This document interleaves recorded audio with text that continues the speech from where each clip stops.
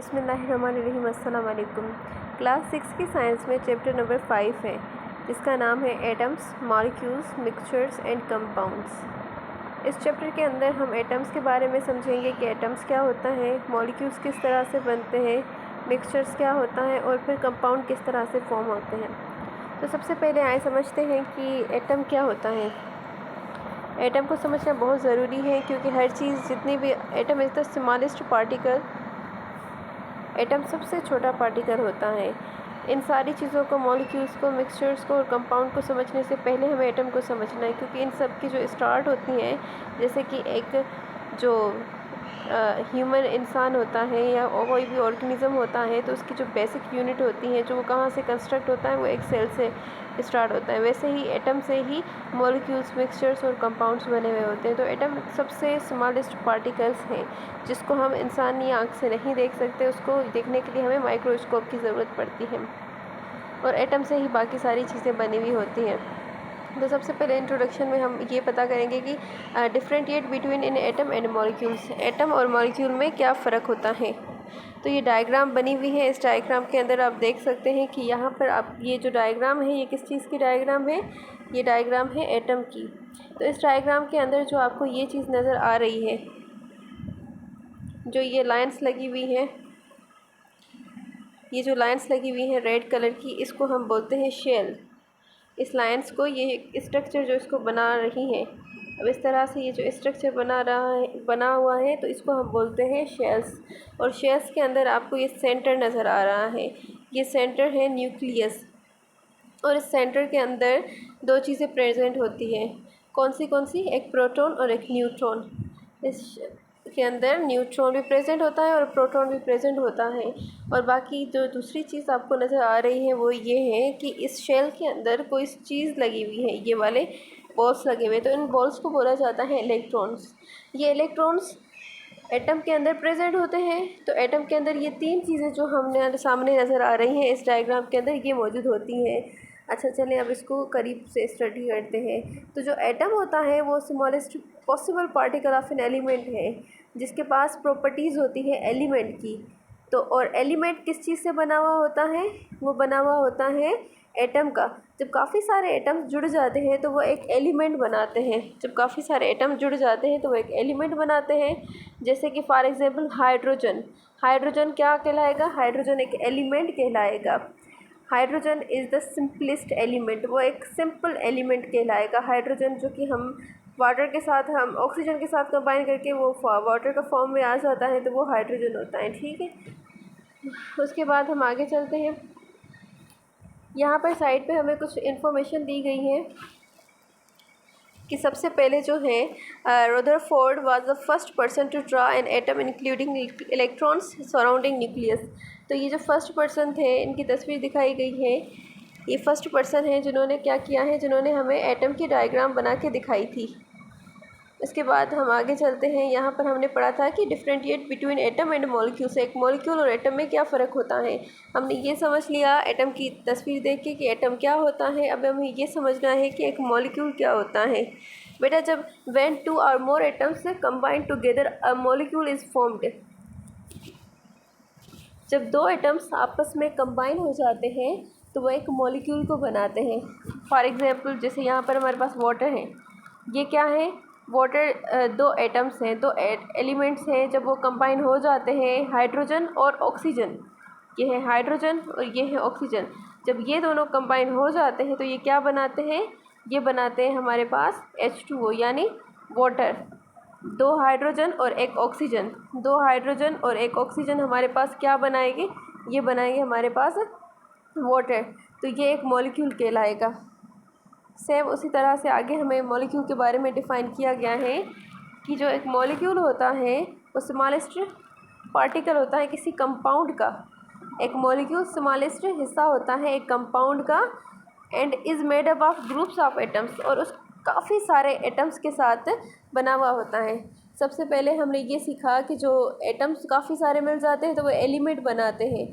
फिर जब ये एलिमेंट मिल जाते हैं तो वो क्या बनाते हैं? वो बनाते हैं एक, जब काफ़ी सारे elements, thousand of elements combine हो जाते हैं या ग्रुप्स ऑफ एटम्स कंबाइन हो जाते हैं तो वो बनाते हैं एक molecule. So molecules are always made up of different elements. तो जो मॉलिक्यूल होते हैं, molecules are not always made up of different elements. Molecules हमेशा अलग अलग एलिमेंट्स के बने हुए नहीं होते हैं, मोस्टली वो सेम एलिमेंट के ही बने हुए होते हैं। उसके बाद फर्दर आगे हमें दो एग्जांपल्स यहाँ पर और दी गई हैं, जैसे कि ये ऑक्सीजन, 2 ऑक्सीजन और ये नाइट्रोजन है। ये जो ऑक्सीजन है ये और नाइट्रोजन है, ये कहाँ पर प्रेजेंट होती हैं? ये प्रेजेंट होती हैं हमारे एयर के अंदर। ये दोनों गैसेस हैं जो कि एयर के अंदर प्रेजेंट होती हैं। ये भी एक मॉलिक्यूल है। अब यहाँ पर एक आपको टेबल दी गई है, मैं क्लोज करके दिखाती हूँ। यहाँ पर एक आपको टेबल दी गई है। इस टेबल के अंदर आप देख सकते हैं कि डिफरेंट एलिमेंट्स प्रेजेंट हैं। ये सारे के सारे एलिमेंट्स हैं, ये सारे के सारे एलिमेंट्स हैं। Hydrogen, sodium, carbon, nitrogen, oxygen, fluorine, chlorine, potassium. और दूसरे टेबल के अंदर भी जो दिए गए हैं वो भी हमें एलिमेंट्स दिए गए हैं। Helium, neon, calcium, sulphur, phosphorus, aluminium, magnesium, iron. इसमें कुछ मेटल्स हैं और कुछ नॉन मेटल्स हैं। तो ये तकरीबन आपको दिए गए हैं आपकी अंडरस्टैंडिंग के लिए कि ये एलिमेंट्स होते क्या हैं। हमारे पास कम से कम 120 एलिमेंट्स मौजूद हैं हमारे यूनिवर्स के अंदर, या हम ये कह सकते हैं हमारी अर्थ के अंदर। हमारी अर्थ के अंदर 120 एलिमेंट्स प्रेजेंट हैं जिनको फाउंड किया गया है अभी तक। और हर एलिमेंट जो है उसको एक सिंबल के साथ रिप्रेजेंट किया जाता है। सिंबल ये जो आप देख रहे हैं इसके साइड पे एक सिंबल बना हुआ है, ये इसकी निशानी है। अगर जैसे कि हाइड्रोजन है तो हाइड्रोजन हम फुल नहीं लिखते कभी भी। जब वो कंपाउंड में हम बनाते हैं तो कंपाउंड में जस्ट हम एच लिख देते हैं, तो ये पता चल जाता है कि एच से क्या आता है, एच से हाइड्रोजन आता है। फॉर एग्ज़ाम्पल अगर हम ऑक्सीजन का लिखेंगे तो ऑक्सीजन को हम डायरेक्ट ऑक्सीजन नहीं लिखते, कंपाउंड में हम लिखते ओ से हमें समझ आता है कि ये ऑक्सीजन है। तो इस तरह से हम इसको शो कर रहे होते हैं। तो ये जितने भी सारे एलिमेंट्स हैं इनकी सब की डिफरेंट कंडीशंस होती हैं और डिफरेंट प्रॉपर्टीज़ होती हैं। डिफरेंट प्रॉपर्टीज़ से यानी सबकी अलग अलग खासियतें होती हैं। और डिफरेंट स्टेट्स यानी वो हर किसी की अपनी कंडीशन होती है। कोई हमें सॉलिड में मिलेगा, कोई हमें लिक्विड में भी मिल सकता है, कोई हमें गैसेस फॉर्म में भी मिल सकता है। सबकी डिफरेंट कंडीशंस होती हैं।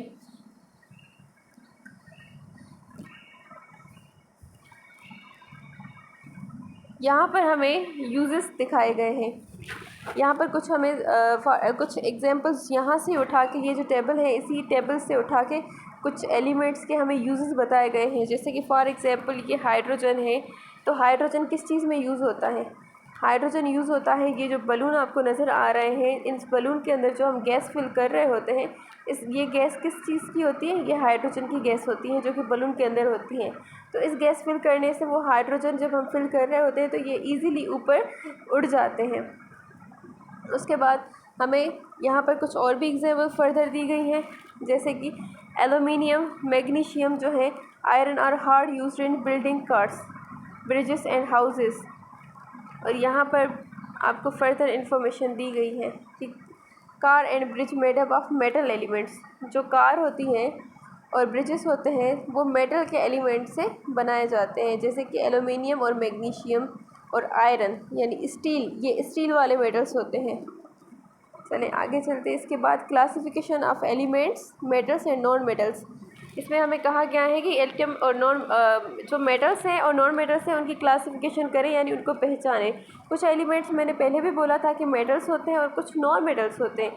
मेटल्स कौन से होते हैं? मेटल्स वो होते हैं जो सख्त हो, जो हार्ड हो। और नॉन मेटल्स वो होते हैं जो कि गैसेस हो। जैसे कि फॉर एग्जांपल आयरन है, ये भी मेटल है। कोल है, ये भी मेटल है। सल्फ़र है, ये भी मेटल है। ये बेसिकली ये सॉलिड होंगे, सख्त होंगे।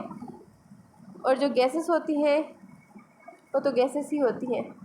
यहाँ पर हमें मेटल्स की और नॉन मेटल्स की क्लासिफिकेशन के बारे में बताया गया है कि जो मेटल्स होते हैं वो रूम टेम्परेचर पे क्या होते हैं? सॉलिड होते हैं, यानी वो रूम टेम्परेचर पे पिघल नहीं सकते। लेकिन नॉन मेटल्स गैसेस हो जाती है। मेटल्स क्या होते हैं?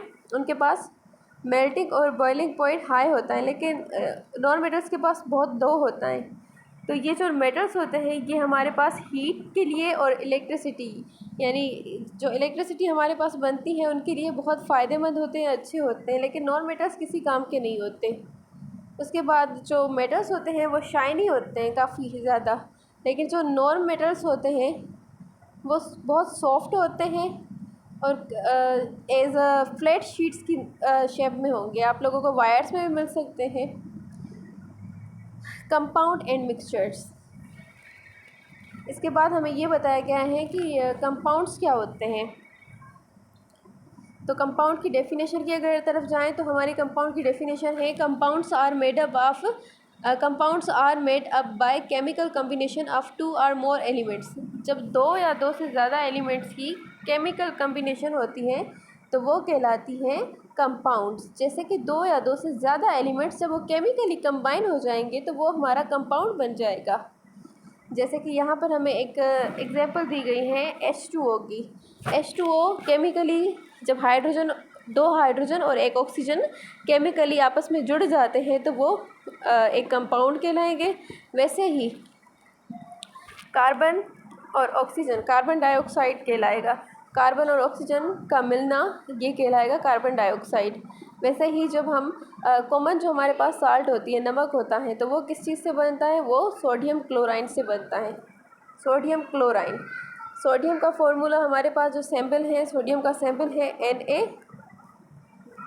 सोडियम का सैम्पल Na है और प्लस Cl, ये कहलाएगा सोडियम क्लोराइड। वैसे ही जो हमारे पास किचन के अंदर वाशरूम्स के अंदर जो वॉशिंग सोडा मौजूद होती है, तो उस वॉशिंग सोडा का जो फॉर्मूला है वो है सोडियम कार्बोनेट। सोडियम कार्बोनेट यानी सोडियम से और कार्बोनेट से वो चीज़ बन जाती है। केमिकली मैं अगर रिपीट करती हूँ, केमिकली जब 2 एलिमेंट्स आपस में कंबाइन हो जाते हैं तो वो कहलाते हैं केमिकली 2 एलिमेंट आपस में कंबाइन होने के बाद वो क्या कहलाते हैं? वो कहलाते हैं कंपाउंड। यहाँ पर फर्दर हमें इंफॉर्मेशन दी गई है मिक्सचर की कि मिक्सचर क्या होता है। A mixture is a combination of substances is made up of 2 और मोर सब्सटेंसेस। मिक्सचर किसी भी सब्सटेंस का मिक्स होना। लेकिन ये बात हमेशा याद रखिएगा कि जो मिक्सचर होता है वो जैसे कि केमिकली कंबाइन कभी भी नहीं होता, वो फिज़िकली कंबाइन होता है। मिक्सचर्स हमेशा फिज़िकली कंबाइन होते हैं।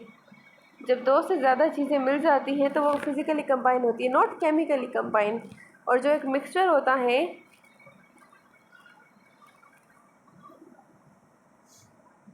Mixture possess the properties of its components, और उसमें जो प्रॉपर्टीज़ होती हैं वो उसी के कंपोनेंट की होती हैं।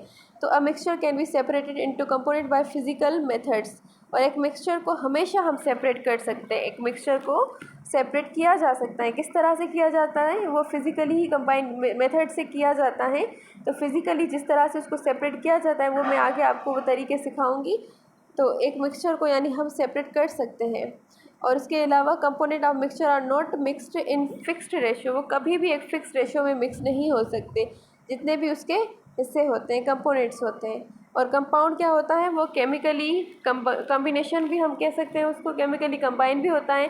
जैसे फॉर एग्जांपल वाटर और सॉल्ट। और अ कंपाउंड में have properties that are different from its components. और उनकी जो दोनों की प्रॉपर्टीज़ होती हैं, जैसे कि वाटर की और सॉल्ट की, दोनों की डिफरेंट प्रॉपर्टीज़ होती हैं। पानी के अंदर हम अगर नमक डालेंगे तो पानी अलग चीज़ है, नमक अलग चीज़ है। वो दोनों की प्रॉपर्टीज़ भी अलग होती हैं, खासियतें भी अलग ही होती हैं। उसके बाद compound can be broken down into its component by chemical methods. और उनको तोड़ा जा सकता है केमिकल मेथड्स के जरिए। और component of compound are fixed ratio. और वो अपने रेशो में फ़िक्स होते हैं, यानी उनको हिलाया नहीं जा सकता, उनको ऊपर नीचे नहीं किया जा सकता। They are fixed. अब फर्दर उसके बाद हमें यहाँ पर अब मिक्सचर की एक एग्जांपल भी दी गई है जो कि हमारी डेली लाइफ से जुड़ी हुई है। कौन सी एग्जांपल दी गई है हमें अपनी डेली लाइफ से जुड़ी हुई? यहाँ पर हमें दी गई है एग्जांपल एयर की। तो एयर के अंदर डिफरेंट गैसेस प्रेजेंट होती हैं। फॉर एग्जांपल नाइट्रोजन 78% प्रेजेंट है, ऑक्सीजन 21% प्रेजेंट है, और अदर गैसेस जैसे कि कार्बन डाइऑक्साइड हो गई। कार्बन डाइऑक्साइड के अलावा आर्गन होती हैं, तो वो हमारे एयर के अंदर मौजूद होती है, जो कि एक मिक्सचर होता है। और वो मिक्सचर क्या होता है? वो केमिकली कंबाइन नहीं होता, वो फिज़िकली कंबाइन होता है। ये सारी गैसेस एक दूसरे के साथ एक मिक्सचर होने के बाद भी वो अलग अलग होती हैं, सेपरेट होती हैं। अब उस मिक्सचर का डेली लाइफ में यूज़ यहाँ पर हमें एग्जांपल दी गई, जैसे शरबत है वो एक मिक्सचर है। शरबत किस चीज़ से बना हुआ होता है? वो शुगर से बना हुआ होता है, वाटर से बना होता है और फ्लावर एसेंस से बना हुआ होता है। जैसे टी है वो भी एक मिक्सचर है। तो ये सारी हमें चीज़ें मिक्सचर के लिए बताई गई हैं। अब यहाँ पर carbon dioxide and it's sources and maintenance in nature. Carbon dioxide के बारे में बताया गया है कि कार्बन डाइऑक्साइड हम कहाँ से ऑब्टेन कर रहे होते हैं। तो सोर्सेस ऑफ कार्बन डाइऑक्साइड हमारे पास 3 हैं। कौन सी? Burning of fossil fuels, wood and coal. इन चीज़ों का बर्न होना, जलना। फॉसिल फ्यूल्स में आगे चल के आपको चैप्टर में बता दूँगी, क्योंकि फॉसिल फ्यूल्स के बस जस्ट शॉर्ट डेफिनेशन में बता रही हूँ कि जो पुराने ज़माने में जितने भी ऑर्गेनिक मैटर्स होते थे, जब वो ज़मीन की क्रस्ट लेयर के अंदर दफन होने के बाद चेंज हो जाते हैं, बर्न हो जाते हैं, तो उसको हम फॉसिल फ्यूल्स बोलते हैं। और रेस्पायरेशन जो कि प्लांट्स के ज़रिए होती है, और कार एग्जॉस्ट स्मोक यानी जो कारों से धुआं निकल रहा होता है। ये सारे सोर्सेस हैं जिससे एयर के अंदर कार्बन डाइऑक्साइड पैदा हो रही होती है। आगे हमें यहाँ पर मैंने बताया था ना कि हम मिक्सचर को सेपरेट कर सकते हैं। तो सेपरेट करने के लिए हमारे पास यहाँ पर 5 उन्होंने मेथड्स दिए गए हैं। सबसे पहले है फ़िल्ट्रेशन। फ़िल्ट्रेशन क्या होता है? फ़िल्ट्रेशन एक ऐसा प्रोसेस होता है जिससे जितनी भी अनसोल्यूबल चीज़ें होती हैं, इनसोल्यूबल चीज़ें वो होती हैं जो हल ना हो, सॉलिड हो। तो उस सॉलिड इनसोल्यूबल चीज़ों को हम वाटर से किस तरह से करते हैं प्योर, वो फ़िल्ट्रेशन के अंदर बताया जाता है।